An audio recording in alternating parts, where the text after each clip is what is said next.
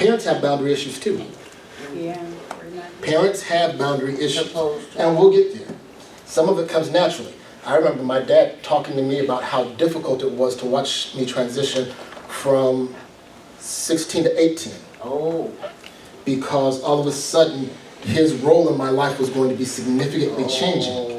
And that it was an emotionally trying issue for him to get used to a new set of boundaries that had to be redrawn. And that process actually ended up taking a lot longer, being 16 to 18, but parents had boundary issues too. So, there's that. Questions or comments so far?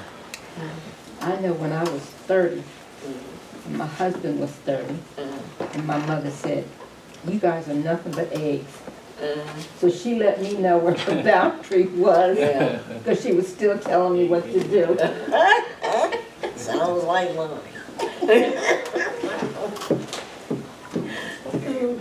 So, there's one story I did want to read about the book. What do you think, Lisa? I know her mother too.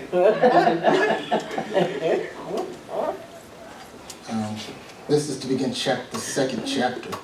What does a boundary look like? I liked this story. The parents of a 25-year-old man came to see me with a common request. They wanted me to fix their son. The son's name was Bill. When I asked where Bill was, they said, he didn't want to come. Problem right there. Parents are going to the counselor to try to get help for their son. Son doesn't come because he doesn't want to come. All right, why, I asked. Well, he doesn't think he has a problem, they replied. Maybe he's right, I said to their surprise. So they want the son fixed. The son says, I don't need fixed. The counselor says, maybe he doesn't need fixed. Tell me about the kid. They recite the history of problems that had begun at a very young age. Bill had never been quite up to snuff in their eyes. In recent years, he exhibited problems with drugs and inability to stay in school and to find a career.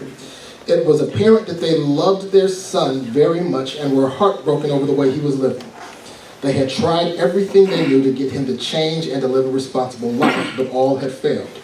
He was still using drugs, avoiding responsibility, and keeping questionable company. They told me that they had always given him everything he needed.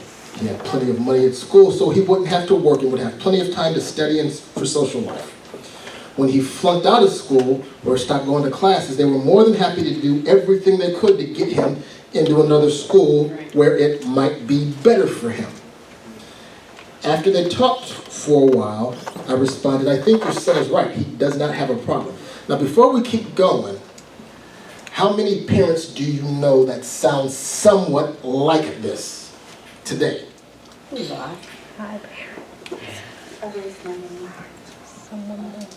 Kid's not doing well in school, we're going to put him in another school. Kid's not doing well here, we're going to pay this off. Kid makes this mess, we're going to change this up. Now this is a 25-year-old we're talking about here, not necessarily a 10-year-old, but the same tendencies, you know, they didn't get to be this at 25.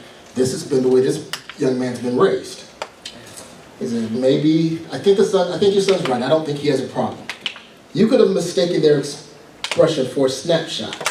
They stared at me in disbelief for a full minute. Finally, the father said, did I hear you right? You don't think he has a problem? That's correct, I said. He doesn't have a problem. You do. He can pretty much do whatever he wants without a problem. You pay, you fret, you worry, you plan, you exert energy to keep him going. He doesn't have a problem because you've taken them all from him. Those things should be his problem, but as it now stands, they're yours. Would you like for me to help you help him to have some problems? Oh, no, that's good. Would you like for me to help you help him have some problems? They looked at me like I was crazy, but some lights were beginning to go on in their heads. What do you mean to help him have some problems? Well, I explained, I think the solution to this problem would be to clarify some boundaries so that way his actions cause him problems and not cause you problems. That's the transition between adult and childhood. Yeah. You about to throw the hands and do. You like that, huh, Cal? You about to throw the hands and do. But that's some of the hard knocks of parenting. It's not an easy thing to tell your child they can't come home tonight because they've done something stupid and they have other options that they need to avail themselves of. But at some point, It is. what? She said it's Just told me you easy. can't come home tonight. She said it's easy. Yeah, but that's the Not set if- of boundaries that you were raised with. So, And also not if you love them. they losing? If you're afraid that if I kick the, okay, no, we'll get there. You'll understand why it's complicated as the series comes. Keep coming. You'll get it when we get there, okay?